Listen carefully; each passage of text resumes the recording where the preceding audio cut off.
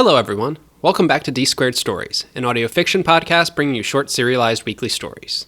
Today, we're going to be getting into Chapter 2 of the heroic adventures of Everyman. As always, without further ado, let's get into a quick recap and get started. Last time, the bustling financial district of Cityville, in the country of Nationland, where 20% of the population has superpowers, was attacked by 3 villains. They were quickly countered by the heroic D-tier team of Red Racer, Bluebird, and Emerald Eye. As the villains were quickly outclassing the heroes and causing massive property damage, the Hero Corporation president, Nationman, intervened, pummeling the 3 villains with ease before being called to another crisis. As the 3 villains re-engaged the hero team of RBG, an unknown hero named Everyman emerged. Despite not having any superpowers to call his own, he defeated the villains with reason and his incredibly well-stocked tool belt.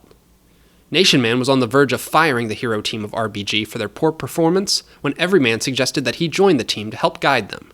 This deal was accepted before Nationman flew off to the pharmaceutical HQ of Frankenstein and Frankenstein, where he threatened the executives over a mysterious project they were working on for the government. Chapter 2. Enter Emerald Eye. A television played a feed from the Capitol Mansion of Nationland. A blond, slightly overweight man with wrinkly hands gripped a podium. He stood straight, confidently, and smiled with the kind of charming politician smile that got him to where he was today. Under the surface, though, to the careful eye, he could be seen trembling, just a bit.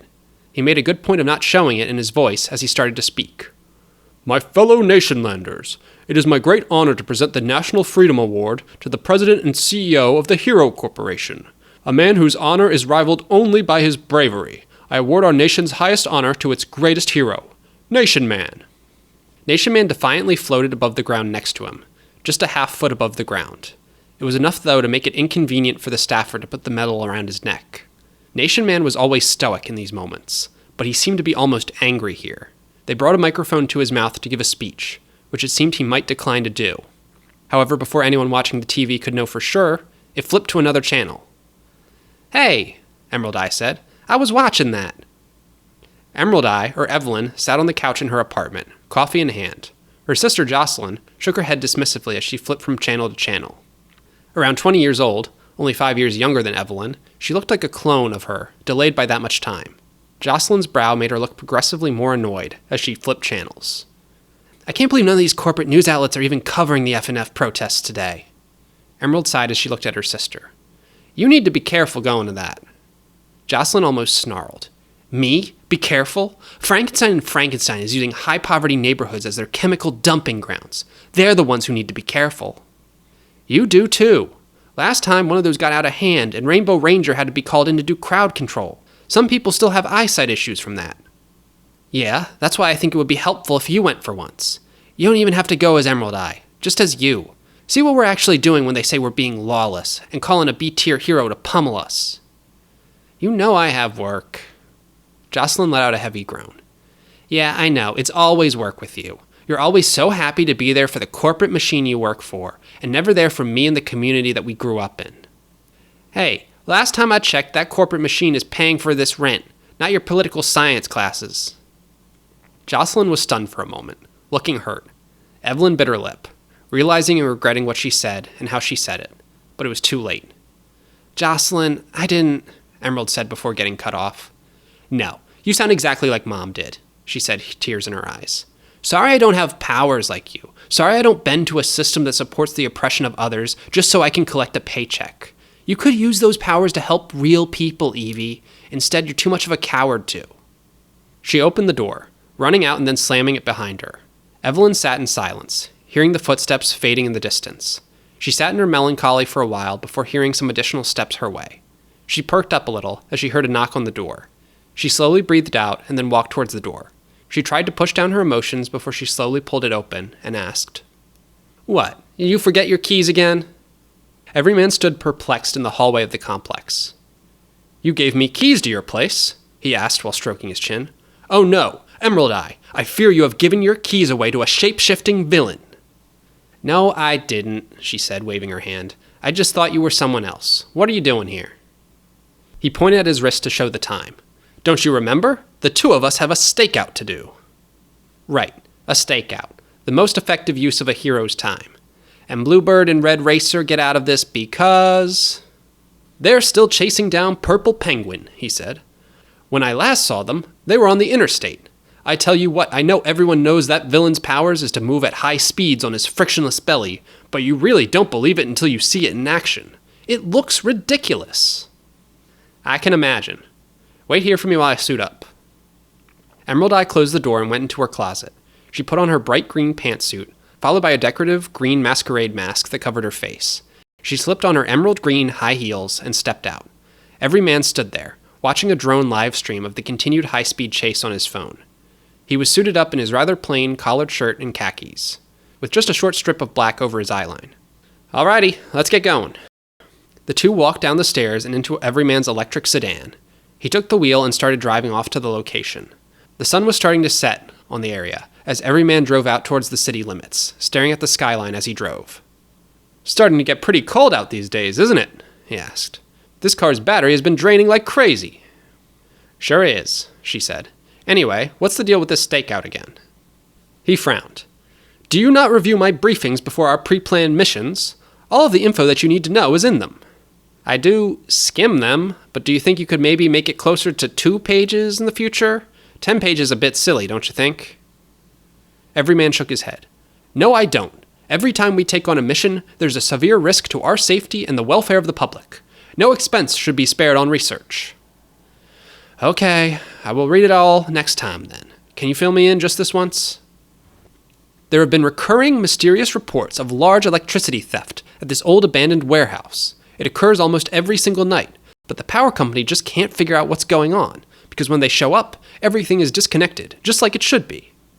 What? She asked. That's what they're calling out 2 superheroes for? This is stupid. No one's getting killed by this. Why are we being tasked with something like this? The police should handle it. I thought so too, Everyman said. Apparently we have a special relationship with Power Co. We do some freebies for them when they suspect possible supervillains are involved, and in turn we get a good deal on lights at the HQ. That's corrupt. This whole system is corrupt and I hate it. She crossed her arms and looked angry as she sat in the passenger seat. Everyman drove the car up to a bush near a warehouse to park somewhere discreetly with a view of the power lines to the building. He was a bit confused at first, because he lacked the context of the previous conversation she had. Unfortunately for Emerald, emotional intelligence was not a tool in Everyman's utility belt. So instead, he said, You know, I think I agree. Fortunately for Emerald, class consciousness was in his tool belt. You do? She asked. You always seem so chipper and cheerful about life. I try to put on a positive attitude, but it's hard not to think this world is going to heck sometimes. I still smile, though. You have to. You have to be there for the people who need you, you know? Emerald paused. I guess I do. Wait, what is that? Emerald pointed out to the nearby warehouse. There was a young man, maybe only as old as 16, who stood right in the parking lot. He wore a dark black mask, but a crimson-red jacket. He raised his hands into the air, outstretched towards the power lines, which had been cut from the warehouse. Suddenly, arcs of lightning seemed to flash from the point where the line was cut away. Electricity seemed to surge into him as he drew massive amperage from the utility wires. Everyman and Emerald quickly got out of the car and ran over, but kept a safe distance from him. Excuse me, young man, Everyman shouted. Pursuant to Cityville Code 1888, it is a crime to siphon electricity.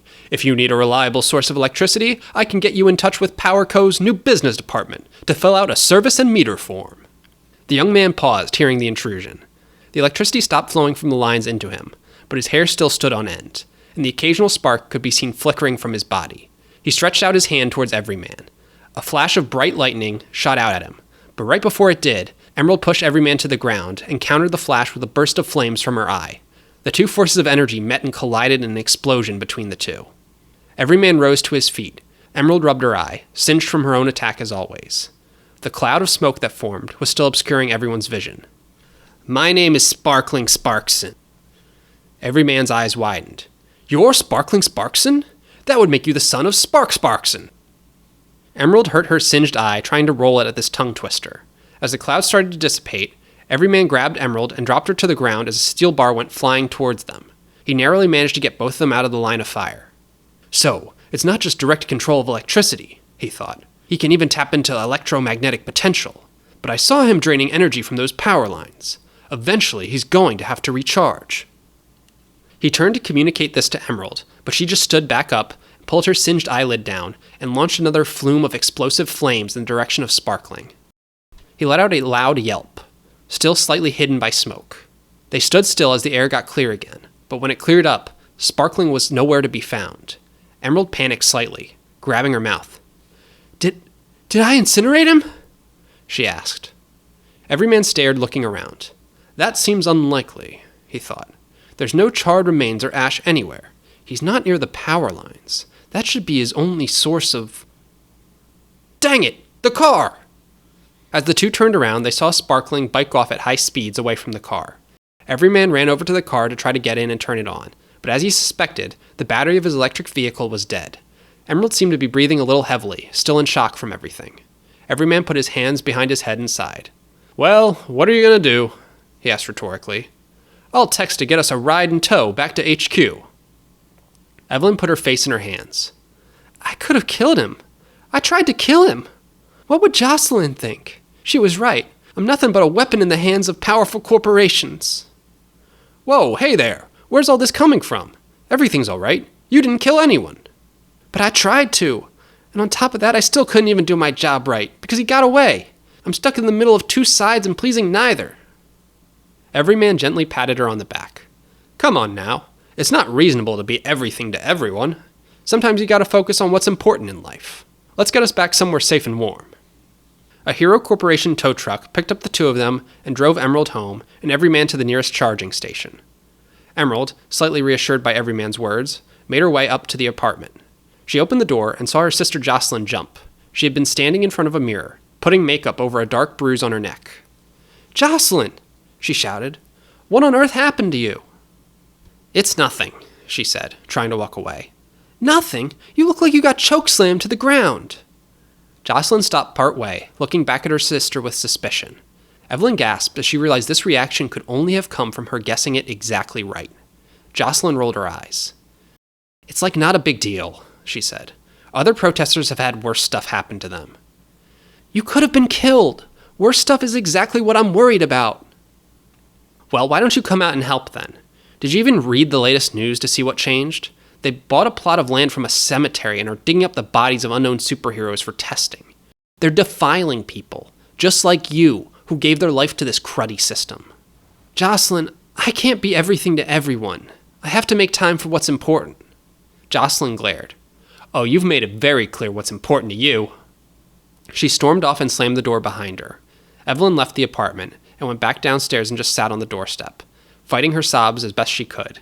She was ready to go back in when she saw a light honk from across the street. She rolled her eyes and kept walking. It was Everyman in his electric vehicle. He drove up to her and rolled the window down. Ah, so you couldn't sleep too? He asked. Me neither. I've been calling the Power Co. operators and making a few shopping trips in preparations for our next steps of the investigation. I think I have something, but I could use a partner to check it out. I don't want to see you or talk to you right now, she said. Your stupid words of wisdom made my sister hate me. Everyman raised his eyebrows. What? How did those words make her hate you? Because I told her I have to keep in mind what's important when she was saying I should be going out and protesting with her. Everyman paused. He shook his head at her. Emerald Eye, he said, what is really important to you? She stopped walking. She stared back at Everyman. My sister. He looked back at her and nodded. He said nothing at all. And what's important to her is important to me. She's the important thing I should focus on. And when she invites me out, she's not just asking me to support her causes, but to support her as well. Everyman smiled. He quietly thought to himself, I'm glad she was able to back into that on her own. I don't understand these things because I'm an only child. But what I do know is that sometimes all you need to do is make people self-reflect and ask the right question. I feel so stupid, but I can't go back in there while she's fuming, she said. What's this discovery you made? She hopped in.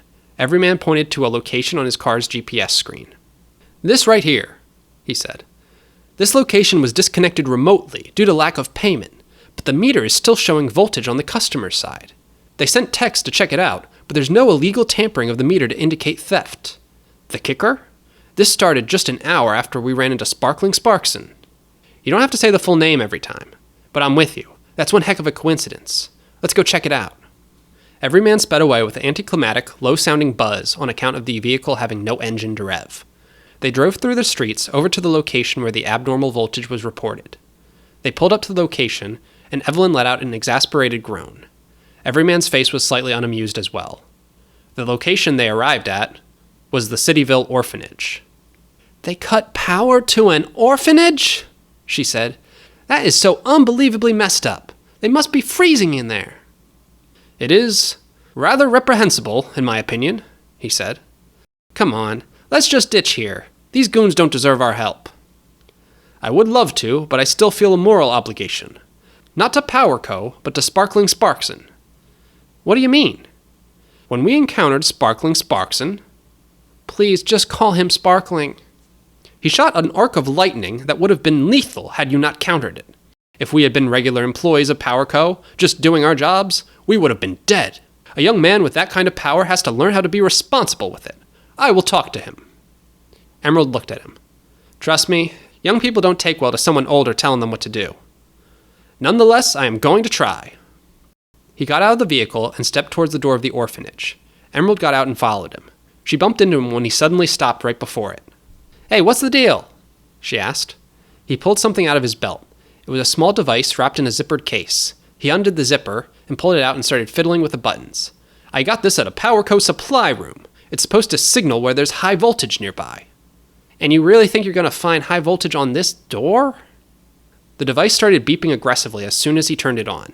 Everyman turned to her and grinned in such a way that she wanted to hit him almost instantly. He pulled another device from his bag. It was a thermal imaging camera.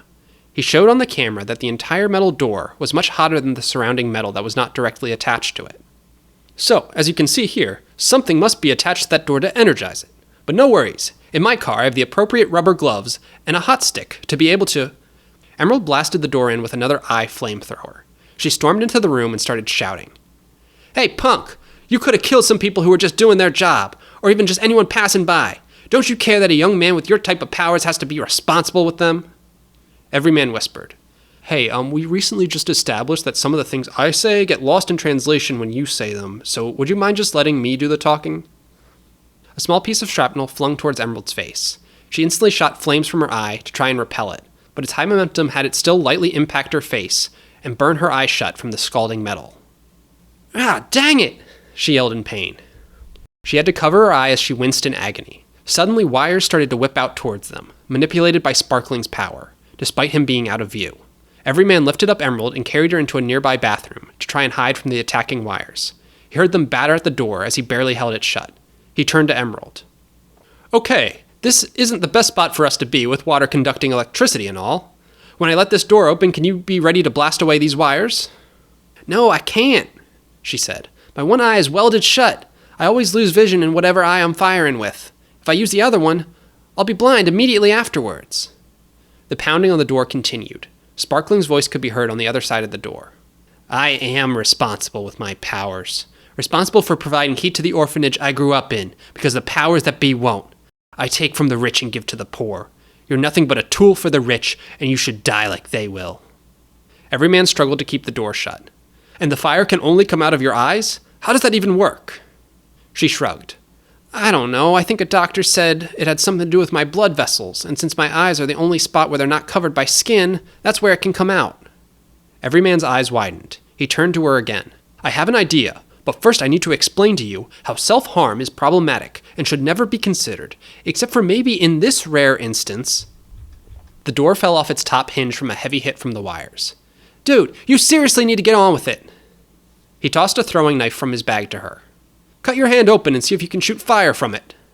She did as he said, just making a light incision in her hand until it was slightly bleeding. Everyman got out of the way of the door before it fully collapsed.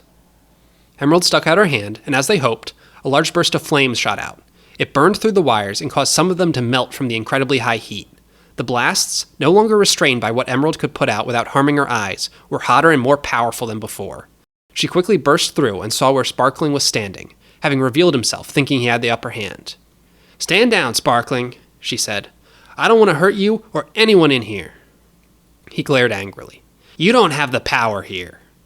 Cables and wires whipped out towards Emerald, in too many different directions for her to blast them all. As she got whipped with the wires, new lacerations cut open more of her, and she shot more flames out towards them, but she could not keep up with all of them. She looked towards Sparkling. One shot at him would end all of this. She raised her hand. Suddenly, the whipping of the cables and wires slowly dissipated as a sound of construction rang out. The cables seemed to get stuck into the ground or walls. Everyman stepped out of the bathroom with a jerry-rigged industrial nail gun. As he stuck cables into the ground with it, he went further up, putting several nails in the length of each wire. Sparkling coursed massive amounts of energy into the wires, but could not make them move. He stretched out his hand towards Everyman, but as he did this, the arc jumped into a nearby wire. "It's over, Sparkling Sparkson," he said, as Emerald tried to roll her burned eye. "I have spiked and grounded all of your cables. The wealth of conductive material that you let me drill into the ground has turned this entire building into a grounding grid, dissipating your potential." He crossed his arms, thinking, or at least I hope that's right. I only had a chance to skim that line worker's manual, but spiking and grounding cables is the only way to ensure it's safely de-energized. Remember to always treat downed power lines as if they're energized. While he was distracted by making an internal safety PSA, Sparkling drew a knife from his pocket and charged towards him. Emerald lunged to grab him, catching him by the neck and slamming him into the ground, with her bloody hand threatening to burn him if he made any sudden moves. The intensity of the violence shocked her, and for a moment she saw her sister's face in his as she held him by the neck. Her voice caught in her throat. "Please, Sparkling," she said. "Enough. I really don't want to hurt you. I really understand what you're going through. I do." "Do you?" he asked. "Do you really understand what it's like to grow up without parents, and then have where you grow up be reliant on donations just to keep the lights and heat on?" She let him go. She went over to the center of the room. She could see other orphans and staff peeking their heads out from behind doors. She went towards the center of the room, an area destroyed by the fighting with a small crater in the ground. She let some of the blood from her wounds drip out onto it, and then she stuck her hand out and ignited it. The blood pooled in the center of the room and burned continuously, a seemingly disproportionate sufficient fuel source for not only tonight, but for the next few days. She walked away and towards the doorway. "Hey, where are you going?" Sparkling asked. "There's someone in my life who I need to focus on right now," she said. "You behave yourself, Sparkling Sparkson. I hope I showed you there's a way to do the right thing without violence. I hope you take that lesson to heart. Next time, I won't give you another chance." She stepped out of the doorway, over the burning door she had blasted in from when they entered. Everyman, watching as she had left, and seeing one of the staff of the orphanage come out to stare at the door, rifled through his tool belt. "I can reinstall that door, ma'am. Sorry for the inconvenience." Evelyn ran all the way back to her apartment building, up the stairs, and burst through her door and into her sister's room. Jocelyn jumped up, startled, even more so after seeing her sister covered in cuts and bruises. She went over to her, but Evelyn just hugged her tightly. "Evie, what happened to you?" she asked. "I got into a bit of a fight," she said, "with someone a lot like you, actually. But I didn't hurt them, because I didn't need to. I didn't want to be like the people who abuse their power. I want to be like you, as someone who stands up for people without power. I want to be someone my little sister can be proud of, and who can help take care of her. Evie, I'm always proud of you. I love you. Does this mean Emerald Eye is going to make an appearance at the FNF protest?" Evelyn nodded. "She sure is. But, do you mind if we go much later in the day? Emerald Eye needs some sleep, and a lot of bandages, and ibuprofen." "That's fine, big sis. That's fine." They laughed and went to sleep, getting ready for the big day tomorrow. However, as the two young sisters slept, the early bird protesters were standing right outside the main Frankenstein and Frankenstein building. They had gotten closer than they had ever gotten before, due to the low police presence this day. A couple of rowdier and more destructive ones smashed a window to one of the buildings. One of them had the gall to try to go through the window. As he climbed through, he was yanked by his collar into the air and tossed back to the ground. The protesters, who had been emboldened by the turning tides, all went silent as they slowly stepped away from what had caused one of their own to go flying. Nation Man slowly floated at the window, glaring angrily at the protesters.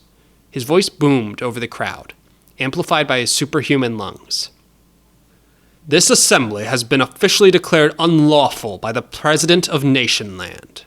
Disassemble at once or face the consequences." As if to punctuate this point, he landed on the ground, leaving a crater in the ground from where his feet stuck into the pavement. He continued to glower at the protesters, a look of pure malice and disgust in his eyes. Thank you so much for listening to this chapter of The Heroic Adventures of Everyman. If you enjoyed, please rate the podcast, give it a like on YouTube, or share with someone else who you think might also enjoy. You can stay up to date with the heroic adventures of Everyman by following us on social media. That'll be D Squared Stories on just about any of the major platforms. Thanks again for listening, and I hope to have you listen again next week.